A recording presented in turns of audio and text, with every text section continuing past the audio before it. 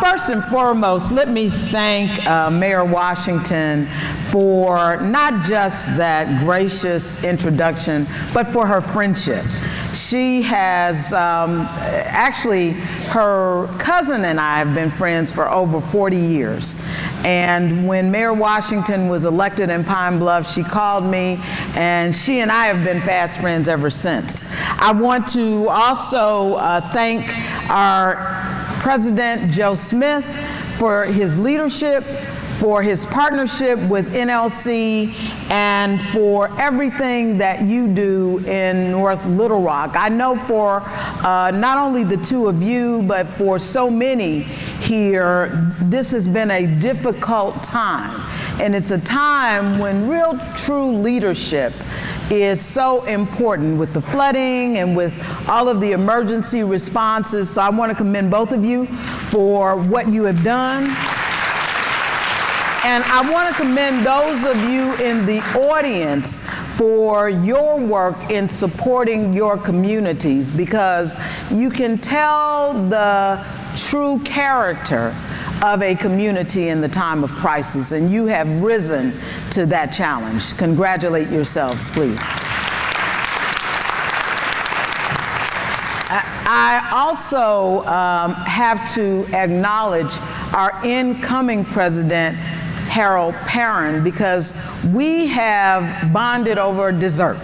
And those of you who know Harold know that he is a dessert lover, but I love it just as much. So that is our bond. And certainly I want to speak to the memory of Don Zimmerman. The leadership of NLC was here a year ago under the leadership of my friend, Mayor Mark Stodola. And Don, of course, passed away shortly after that. And we are forever indebted to him at the national level because of his tremendous leadership of the Arkansas State League, of his efforts on behalf of the National League of Cities. And while I know that we all miss Don, I am so grateful to have had the opportunity to get to know Mark Hayes. So thank you, Mark, for everything that you have done as you've taken that role. And, you know, I will tell you, I was teasing Mark and told him, I said, you know, whenever I get invited to dinner, you know, I sort of hold my breath because I don't know if it's a very formal crowd. You know, people know that I like to have a good time. But we had a good time last night. I'll go to dinner with this crew anytime. But I just want to thank you all for your gracious hospitality. Whitney has been wonderful. The entire team. Want to give a shout out to the staff because we know who does all the work.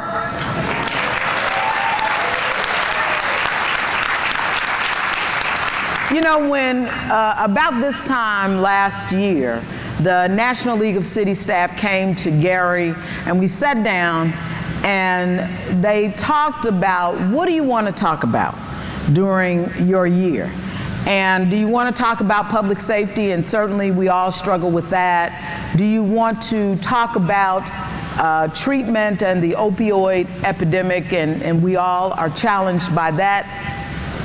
Or do you want to talk about budgeting and how it's important to have a balanced budget, or infrastructure, or any of those things that are so important to all of our cities? And I said, you know, all of those things are important, but I don't want to talk about any of them. I want to talk about something very, very simple. I want to talk about love. And they looked at me. They were perplexed. They were like, love? Well, you know, I had been observing what was going on in our country and how even though we've been taught since we were children to disagree without being disagreeable, people remembered the disagree part. They forgot about not being disagreeable. And so people all over the country had been clashing simply because they had different opinions. And it wasn't just in one area or another, it was in cities all over America. And so I thought it was important because in the context of the disagreement, you were seeing residents lose respect for public officials. And we all know that in order to really do our jobs, we need to have the buy-in and support of our residents. Next slide. Well, I guess I'm the one that's supposed to change the slides. I have a clicker. I need to use it. All right, let's go back. Here we go. So that's what we've been talking about. In fact, this is the Summer of Love. And we are going to announce it formally next week, but you'll be able to get in on it, and I'll talk about that a little later. And so what we talked about and what we've been talking about is really the needs of our residents. That's my friend Bobby. I met him at a basketball game at the Boys and Girls Club. We had Boys and Girls Club week all over the country. Probably, I think it was in April, the beginning of April. And he came over to me and he said, I have something to tell you. And I said, okay. He said, how long are you going to be here? I said, I'll be here a while. I actually played in the game. You should have seen the look of our team when one of our park employees gave me a hard file. They were like, okay, his job is gone. But I got up, I dusted myself off, and we kept playing, and he's still working today. But I was talking to Bobby, and Bobby talked about the fact that he was being bullied at school. And I asked him, I said, well, did you tell a teacher? Have you talked to your mom? And gave him some suggestions about how to deal with that. Now, here's the thing. I had never seen Bobby before in my life. But because I was the mayor, because you're a member of the council, because you're the mayor, because you're the park superintendent, people like Bobby, children like Bobby, trust us to know how to make things better.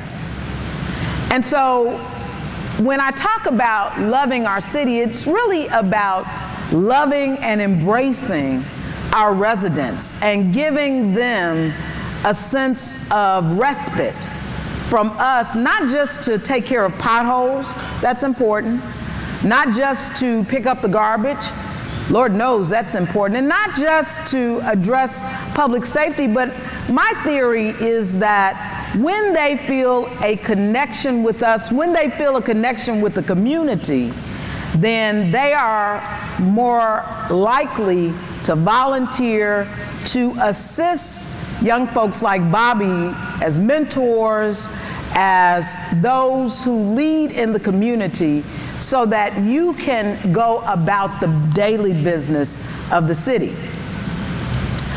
I had a guy named Mr. Cobb who came to me.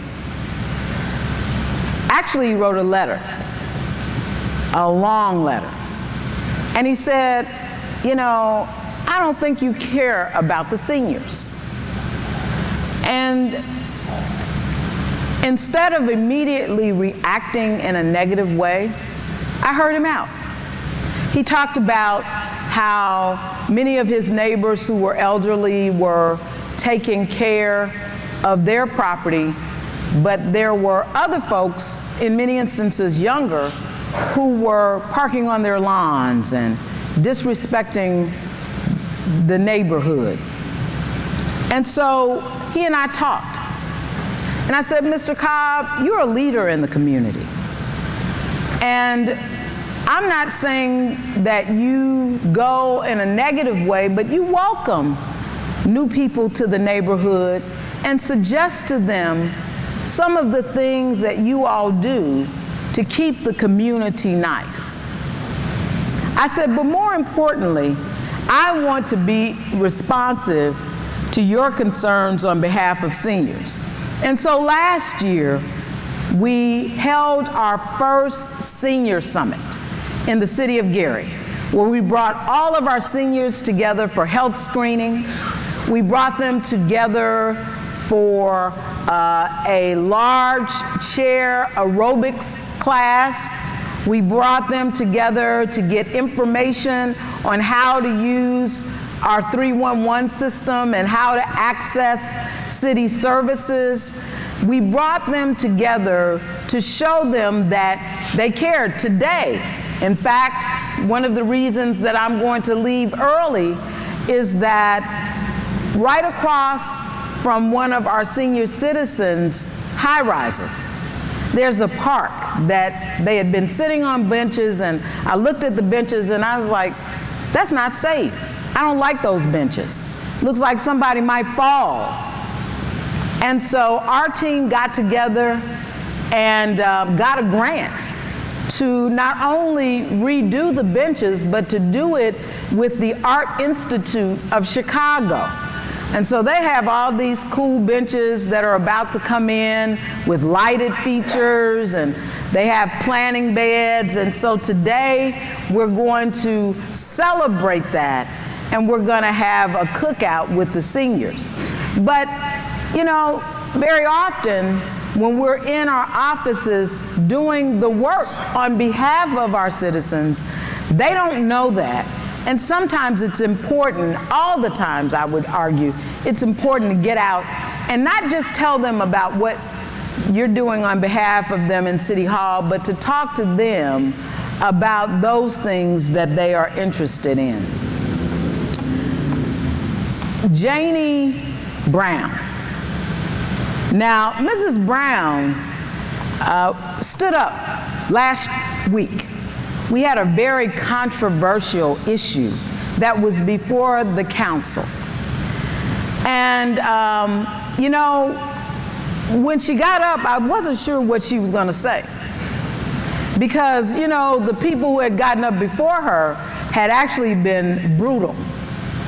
Downright mean, in fact.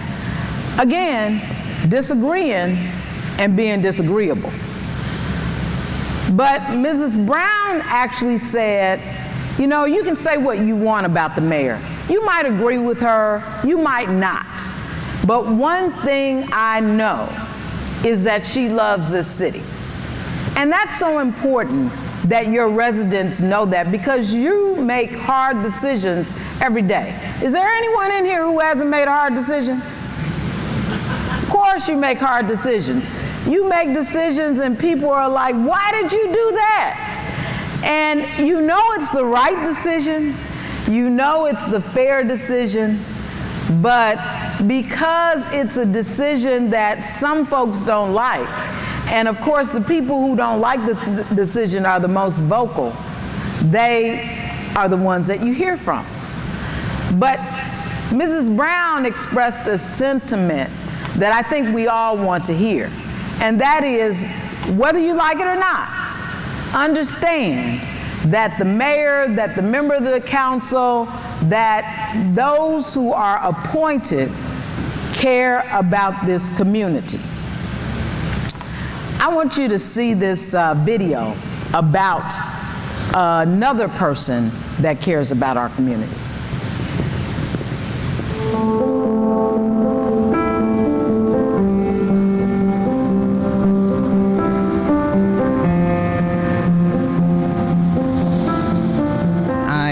Came to Gary at the age of 5. My father was looking for work, and the steel mills were going really well here. My father had one eye, and he was grateful that they gave him that job because it was difficult for him to get work. My oldest sister and myself, we were born in Durant, Mississippi. There were 7 of us. I have a brother now that lives in Miller. My youngest brother, he lived in Gary. He passed away. My youngest sister, she lived in New York. And I have another sister, and she's living in Chicago. All of them were born in Gary. This the house, 4578. That's where I used to live. It appeared at that time the slope was bigger, but I don't know, maybe it's the same size, but it's, you have to run up the hill, and there used to be a house on the other end over there, and that young man used to grow strawberries. He'd have some of the biggest, luscious strawberries that you could ever eat. Man, but my mother says don't you touch that strawberry. That's not your strawberry. It's the man's strawberry. Of course, I ate strawberries. But that's it. That's it. Downtown Gary was like Chicago. In fact, they did call us Little Chicago for a while there. Anything you wanted, you could get in Gary. At one time, we had businesses leaving, people leaving, and you blame different things and different people, but it happened all over, everywhere. A lot of my siblings moved away from Gary because they looked for different conveniences that we did not have here in the city of Gary. And they just didn't hold on long enough, I guess, because I think we're going to have all of that back again. And I do. I really do. And you see the cleanup and the beautifying of the different neighborhoods, and they've done the rain gardens, and they've done the native plants. Things like that are encouraging, and you know that we're on the move. We know that we're doing things. I'm not going anyplace. I see the improvement that's coming. If it continues to go the way it's going now, it'll happen. I love my city, Gary.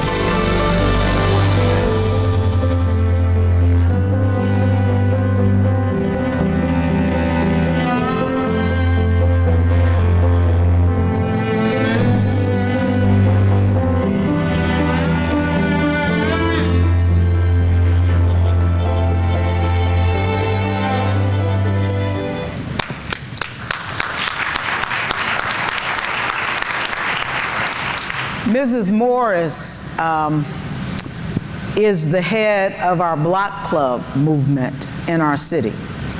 And she is infectious with her care for our community. Now, Mrs. Morris lives in Gary, but I know that in every city across this state, in Little Rock and Pine Bluff, in all of the cities, there is someone who is just like Mrs. Morris. In fact, you have multiple people like Mrs. Morris. But I would suggest to you that it's not just enough to have one Mrs. Morris. You need a city full of them, because that makes our jobs so much easier. When she is encouraging residents to form block clubs, we can partner with them to create a cleaner city. When she is encouraging residents to volunteer in schools, we can partner in the schools to improve education. And so how do you do that? I would suggest to you, it's all about conveying the concept of love and loving their cities to your residents. And so as I said earlier, this is the summer of love. It's the summer where we're asking folks to have a campaign in their cities, to encourage residents to talk about and post what they love about their cities. What do you love about Jonesboro? What do you love about North Little Rock? What do you love about all of the cities in Arkansas?